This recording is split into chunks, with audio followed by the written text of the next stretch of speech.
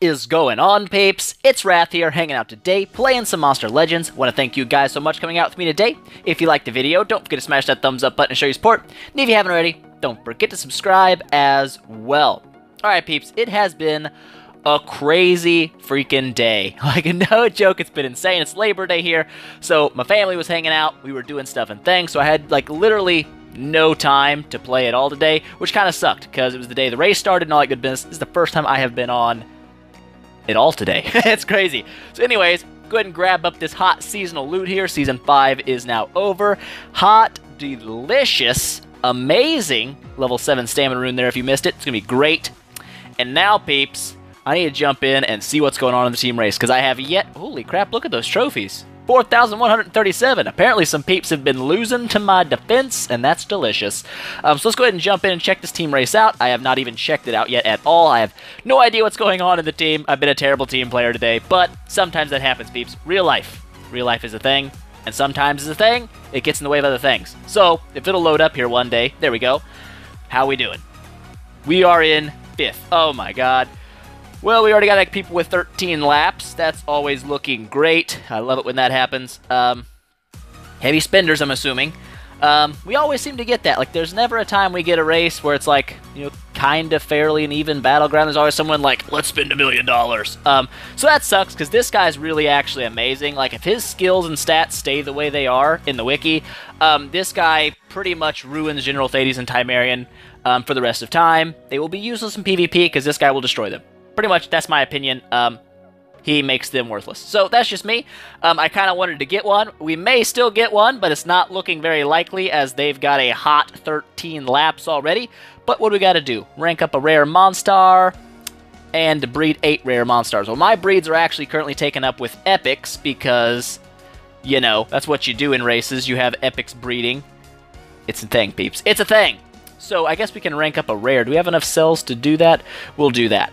We'll do that, peeps. I'm pretty sure we've got enough Pandakin cells laying around somewheres to rank somebody up. We've got a ton of Hedgie cells. It's ridiculous. You're not ranked up yet. Get ranked up, dude. 15 seconds. But what we're going to talk about today is race tips and tricks. We'll get to that actually in 15 seconds when this finishes, because I don't want to be, you know, scatterbrained, minds in too many places. Not a good thing. So go ahead and grab this dude out like so. I don't care to feed you. There we go. There we go, peeps. We're moving on up. Moving on up in the rankings. We've got like a point. It's great. It's amazing. So, race tips. A lot of people try breeding, like when you get the epic nodes. The epic nodes are the worst. Pretty much if you've done races before, you know there's two main hangups. There's legendary breeding nodes and epic breeding nodes. These generally suck. The joint effort ones aren't as bad. You can usually get those if your team's on point and you have your breeding guardians active. It's the solo ones, the one for all legendary and epic breeds that really freaking suck. There'll be like 8, 9 epics that you gotta breed by yourself, which is pretty much impossible. You have to gym. You have to gym or you're not getting through them pretty much, because there's no way to breed 9 epics without taking days and days and days, because you have to hatch all those epic eggs and then rebreed more epics. It's just a huge pain in the butt. So you pretty much have to gym those, and those are where most people get stalled. They suck. So, for the ones that are breeding epics in the do your part and breeding epics in the joint effort, the best epic that I know to breed, I might be wrong here, the ones that I always breed is Mushus. Mersnake and Rockilla, you just simply buy 2 of those from the gold shop, so you have 2 of them available to breed at all times. There's only 2 possibilities when you breed these monsters. If you fail to get Mushu, the epic breed, you're going to get a Gasto Squish, which is only a 2-hour, 30-minute breed time.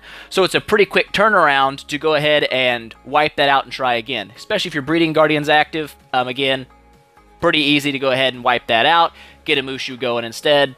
It happens pretty quick. There's only 2 options you can get, Mushu or Gasto Squish. So that's why I like breeding that.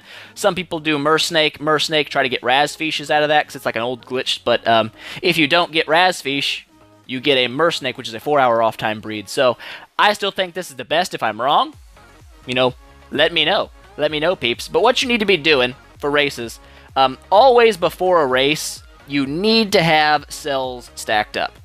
I don't have a whole bunch this time, not gonna lie, peeps. I don't have a lot. Rarity, come on. I don't have a bunch, I've got some. you're going to need some common cells like Fire Swords, Treezards to rank up common monsters. It's pretty common nodes, you get that a lot. Ranking up uncommon monsters, i.e. Greenasaur, here's what you want to get there. And then rares, obviously you want Pandakin. Works the best, right? Pandakin's very fast to extract, very fast to upgrade. So you always want to have a stash of cells after like a race ends. Generally, you go through a couple of days where you just breed, you know, Greenasaurs, Treezards, Fire Swords, Greenasaurs, and Pandakins. Just extract their cells over and over again to kind of refill what you lost during the race. Kind of a good idea. Now, another thing to do is don't always pull your gold. Like, it's going to hurt your gold production. Actually, I need to go ahead and pull my gold, to be honest, because it's gold fever, peeps, and I need me some gems. We're going to gather all this gold up, actually. Break my own rule. But usually, you won't gather up all your gold, because sometimes nodes come in, it says, you know, a single player must gather like 8 million gold. If you've already picked up all your gold, obviously, you're not going to be able to do that node. So if everybody just always gathers their gold when they get on, you're going to be stuck on nodes like that, which is a really bad node to get stuck on because generally they're pretty easy to finish, you know? So you don't want to get stuck on a node like that because it blows. Pretty much. Pretty much, peeps. But really the only tough node you're going to run into is the epic breeds. That's the only thing I've ever even mildly had any trouble with, is breeding epics. That's it. Breeding epics, breeding legendaries. Two hardest nodes. You don't run into the legendary nodes, I think, until after lap 16. I could be wrong. Not a hundo sure on that, so don't quote me. But that's the thing where you met them last time in the race. When we got lap 16, we got our very first breed a legendary node. And those suck. Those suck real hard. If you don't have a max breeding guardian, it's going to be very tough for you to get that. I have mine at... One day we'll see. There we go. It needs one more activation to be 80%, so I'll just click this when it's time to, when it's my turn, I guess, to kick in and breed some legendaries or something, and that'll take me to 80% breed time, which means I have a very, very quick turnaround on failed breeds, and hopefully I can get a legendary breed very, very quickly. That's the idea. Things like that. So having a max breeding guardian is absolutely essential for races. If you don't have one, you're going to have a tough time. But everything else is pretty self-explanatory. Like crafting runes is really easy. As long as you don't blow all of your runes all the time, you should have plenty for this. Like, I've got 53 Team Life level 1s up here to craft. No big deal. Those rune level 2 rune craftings, easy to do. Level 3 rune craftings, still pretty easy to do. When it asks for higher level rune craftings, yeah, sometimes those can be a little sketchy, but, you know, most of your higher level players will have that covered anyway. Just always have, like, a decent stockpile of runes. Like, don't use all of your runes when like rune experience comes around, because when the race comes, you're going to need some of those to fill nodes, to finish nodes. Most of the other ones are pretty easy. You know, feeding monsters, pretty self-explanatory. Feeding monsters is very easy. You simply feed monsters. Gathering food, same thing. Very quick, very easy to do. They're pretty easy to do, peeps. Those parts of the race really doesn't hold anybody up. I would say the biggest thing you need to worry about doing is breeding your epics, i.e. Mushu in this case, for me. I think it's the best one you can do. Breed your epics, have your epics ready to go for when those nodes pop up. Your lower level players will almost always have open hatching spots available and open breedings, so they can do like your breed commons, breed rares, breed uncommons, stuff like that. The really easy nodes. Don't always rush that with your high level players. Your high level players generally need to focus on the harder parts. So if you're a high level player in your team, don't just always be going after the points and soaking up every common breeding node that comes around. Make sure you're saving yourself for the epics and the legendaries, because that's the part where your lower level players aren't going to be nearly as efficient at doing. So that's what you want to do to help your team the most. It keeps you from getting stalled so much. You know, if you've been breeding rares on a node and a new node opens up and says, you know, breed 6 epics, or you know what, team needs to breed 6 epics. If you just bred commons, you obviously don't have an epic baking in the oven right now. But if you had 2 epics bred already just waiting to be collected, you've already moved your team that much forward, you know, that much further ahead. So that's kind of what you want to do, in my opinion, as a higher level player. But everyone plays the races differently. Anyways, I didn't even touch on the rewards yet, did I? So we're gonna go through the rewards real quick. Like, I know this is a pretty crazy episode. It's not going anywhere specific, but we're jumping in, peeps. So obviously, if you win first, you get Montezuma. This guy is absolutely nasty. I'm definitely going to pick one up even if I don't win the race. Like if he comes around on offer or in sell week or something, this guy's going to be a thing for me because he's amazing. He's absolutely amazing. Second place to third place, you're going to get Griffin, which he's actually a really good thunder damage dealer. He's not like the best thunder damage dealer, but he's pretty good. Not bad at all. You might want to pick him up if you get second and third. Not a bad deal. Not a bad deal at all. 4th to 6th is Obsidian. Now, I'm not going to lie, peeps. I know nothing about Obsidian.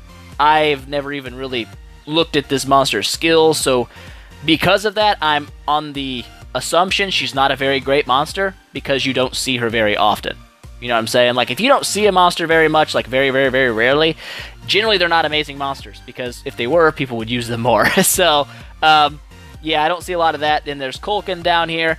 He's an alright nature monster. A lot of healing moves on him. Self-heals, team heals, stuff like that. I guess he kind of fits the races narrative, but, you know, whatevs.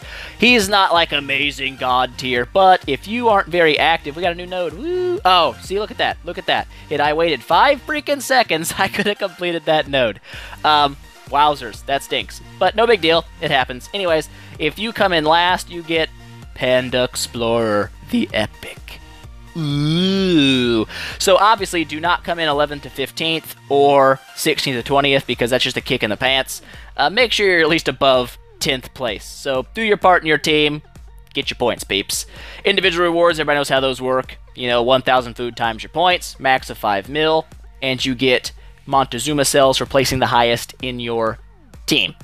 So, man, I'm really bummed right now that I did that. I'm so mad at myself. If I just waited 4 seconds, I'd have had that node finished. But that's okay. Sometimes it happens, peeps. Anyhoodles, that's going to be it for a quick run over the race. I just kind of wanted to get something on it. I'd probably do an analysis of Mountezuma today/tomorrow. It's like midnight almost. Like I said, busy day, peeps. Busy day. So, I'll probably upload this overnight and then finish everything in the morning. And then I'll do like a Mountezuma analysis or something like that, and let everybody know about that guy, because he's actually really good. Any hoodles, that's it for today, guys. Hope you enjoyed it. If you have any questions, comments, or suggestions for future videos, don't forget to leave those down there, and I'll get back to you as soon as I can. If you liked the video, please make sure you smash that thumbs up button and show your support, and I will see you guys next time.